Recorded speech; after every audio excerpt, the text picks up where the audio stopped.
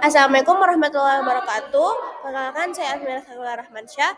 Di sini saya mau mengerjakan atau mempresentasikan ujian sekolah Bahasa Indonesia saya, yaitu rekap pembelajaran dari kelas 10 sampai kelas 12. Yang pertama itu buat kelas 10 saya mengambil materi teks negosiasi. Yang pertama itu kita harus tahu apa sih pengertian dari teks negosiasi. Teks negosiasi adalah bentuk interaksi sosial yang bertujuan untuk mencapai kesepakatan bersama di antara pihak-pihak yang memiliki kepentingan yang berbeda. Dalam teks ini, kedua belah pihak berusaha menyelesaikan perbedaan atau konflik melalui diskusi guna mencapai penyelesaian yang saling menguntungkan atau win-win solution. Selanjutnya ada tujuan. Apa sih tujuan negosiasi? Teks negosiasi yang pertama dia mencapai penyelesaian bersama. Nah, itu menyelesaikan perbedaan pendapat atau konflik kepentingan agar tidak terjadi perpecahan. Kedua ada mencapai kondisi saling menguntungkan. Di situ mengupayakan agar semua pihak merasa menang atau tidak ada kerugian. Sama lagi tadi win-win solution. Yang ketiga, ini menghasilkan kesepakatan yang adil. Ini memastikan hasil akhir dari diskusi dapat dijalankan secara bersama-sama dengan penuh tanggung jawab. Dan yang terakhir ada menjalin hubungan yang baik. Ini mempertahankan interaksi sosial yang harmonis antar pihak melalui komunikasi yang santun dan persuasif. Next, ciri-ciri teks negosiasi itu yang pertama melibatkan dua pihak atau lebih. Ada pihak yang menyampaikan pengajuan dan ada pihak yang memberikan penawaran. Yang kedua, adanya pertentangan kepentingan. Negosiasi terjadi karena adanya perbedaan keinginan atau kebutuhan di awal percakapan. Yang ketiga, mencari kesepakatan bersama. Tujuan akhirnya adalah persetujuan yang bisa diterima oleh semua pihak yang terlibat. Yang terakhir, menghasilkan solusi yang saling menguntungkan, tidak ada pihak yang merasa dirugikan secara sepihak, atau seperti tadi, win-win solution. Lanjut, ada struktur teks negosiasi. Pertama itu ada orientasi, dia pembukaan atau salam hangat. Terus ada permintaan, ini menyampaikan kebutuhan atau keinginan. Ketiga ada pemenuhan, ini tanggapan pihak lain terhadap permintaan tersebut. Yang keempat ada penawaran, ini inti tawar-menawar atau mencapai titik tengah. Yang kelima ada persetujuan, kesepakatan akhir yang disetujui bersama. Yang terakhir ada penutup, salam atau ucapan terima kasih sebagai tanda berakhirnya interaksi. Lanjut, ada kaidah kebahasaan. Kaidah kebahasaan teks negosiasi intinya menggunakan bahasa persuasif untuk membujuk dan kesantunan agar pihak lain merasa dihargai. Di dalamnya terdapat kalimat langsung karena berbentuk dialog, serta kalimat persyarat seperti kata jika atau kalau saat menawar. Selain itu, kalimat deklaratif berfungsi memberikan fakta, sementara konjungsi seperti kata karena digunakan untuk memberikan alasan yang logis agar kesepakatan tercapai. Selanjutnya ada ini kita masuk di materi kelas 11, yaitu saya mengambil teks cerpen. Apa sih itu teks cerpen atau pengertian dari teks cerpen? Cerpen atau cerita pendek adalah salah satu jenis karya sastra berbentuk prosa fiksi yang menceritakan satu peristiwa atau konflik utama secara ringkas dan padat. Sesuai namanya, cerpen dirancang untuk habis dibaca dalam sekali duduk karena ceritanya hanya berfokus pada satu tokoh atau situasi saja, tanpa adanya perubahan nasib tokoh yang terlalu kompleks seperti pada novel. Jadi teks cerpen ini dia itu biasanya dibaca sekali duduk karena dia pendek ceritanya, sama seperti cerpen, cerita pendek. Jadi tidak sepanjang novel yang mungkin kita baca berhari-hari. Selanjutnya ada tujuan teks cerpen. Tujuannya itu memberikan hiburan dan pengalaman batin kepada pembaca melalui ringkasan cerita yang menarik. Rangkaian cerita yang menarik. Selain itu, cerpen berfungsi sebagai sarana untuk menyampaikan pesan moral, kritik sosial, atau nilai-nilai kehidupan secara ringkas dan padat. Karena sifatnya yang fokus pada satu peristiwa saja, cerpen bertujuan menciptakan kesan tunggal yang mendalam agar pembaca dapat menangkap inti cerita dan emosi tokohnya dalam sekali baca. Jadi ciri-ciri utamanya cerpen itu ceritanya yang ringkas dan padat, biasanya habis dibaca dalam sekali duduk karena hanya berfokus pada satu konflik atau peristiwa utama saja. Tokoh dalam cerpen digambarkan secara terbatas tanpa adanya perubahan nasib yang terlalu kompleks. Secara latar, tempat, dan waktunya pun sangat sederhana. Fokus utamanya adalah memberikan kesan tunggal yang mendalam bagi pembaca.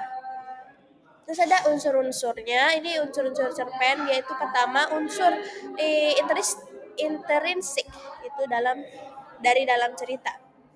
Ada ide, ada tema, ide pokok atau gagasan utama cerita. Terus ada tokoh dan penokohan, karakter dalam cerita beserta sifat atau wataknya. Ada alurnya atau plotnya, ini rangkaian peristiwa dari awal hingga akhir. Terus ada latar, keterangan tempat, waktu, dan suasana. Terus sudut pandang, posisi penulis dalam bercerita. Ini sebagai orang pertama atau ketiga. Terus amanat, ini pesan moral yang ingin disampaikan penulis. Terus yang kedua itu ada unsur ekstrinsik. Ini dari luar cerita. Yang pertama ada latar belakang penulis. Ini riwayat hidup, pengalaman, atau gaya kepengarangan penulis. Ini latar belakang masyarakat, atau kondisi sosial, politik, atau budaya saat cerpen dibuat. Terus ada nilai agama, sosial, moral, atau budaya yang terkandung dalam cerita. Selanjutnya ini ada struktur teks cerpen. Struktur cerpen itu membangun alur yang rapi, dimulai dari abstrak sebagai gambaran umum, diikuti orientasi untuk mengenalkan tokoh dan latar. Cerita mulai memanas di tahap komplikasi saat masalah muncul, memuncak pada evaluasi di mana konflik menemui titik terang, lalu diselesaikan dalam resolusi. Bagian akhir ditutup dengan koda, yaitu pesan moral atau perubahan nasib tokoh yang bisa diambil pembaca. Selanjutnya atau yang terakhir ini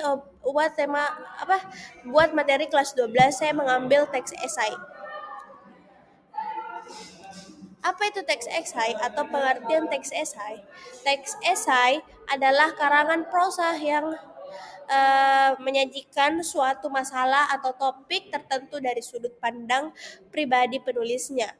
Berbeda dengan karya ilmiah yang kaku, esai lebih bersifat subjektif karena berisi opini, argumen, dan analisis penulis yang disusun secara logis namun tetap ekspresif.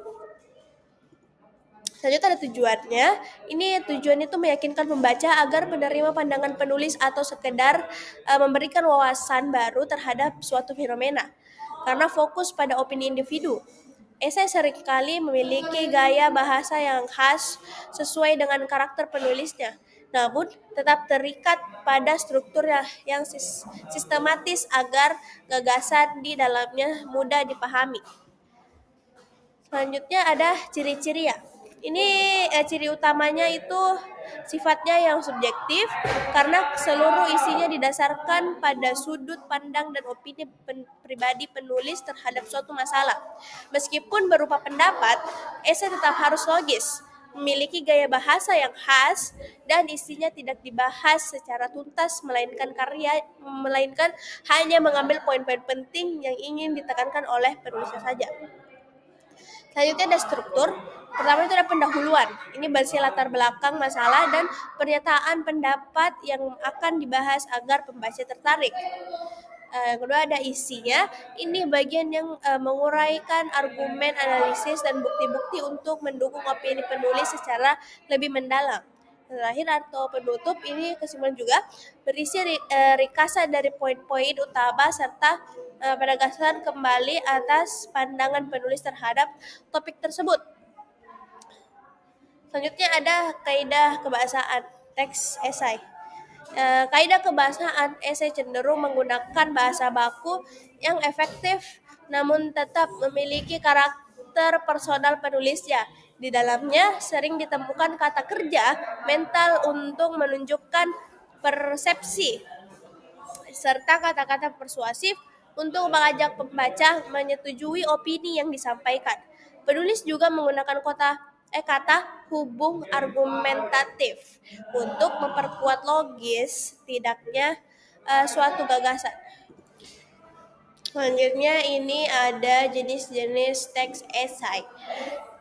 Jenis-jenis esai cukup beragam, mulai dari esai deskriptif yang melukiskan subjek tertentu, esai ekspositori yang menjelaskan ide secara mendalam, hingga esai argumentatif yang fokus pada upaya mengubah pandangan pembaca. Ada juga esai kritik yang menilai sebuah karya seni, serta esai tajuk yang biasanya ditemukan di media massa untuk mempresentasikan sikap media terhadap suatu isu. Terus yang terakhir ini ada langkah-langkah menulis teks cerpen. Langkah-langkahnya itu dimulai dengan menentukan topik yang menarik, lalu melakukan riset singkat untuk mengumpulkan fakta pendukung. Setelah itu, buatlah kerangka tulisan agar argumen tidak meluas kemana-mana. Terakhir, mulai mengembangkan ide menjadi paragraf yang utuh dari pendahuluan hingga penutup. Lalu, lakukan penyuntingan untuk memastikan alur dan bahasanya sudah enak dibaca. Terima kasih. Sekian dari saya. Assalamualaikum warahmatullahi wabarakatuh.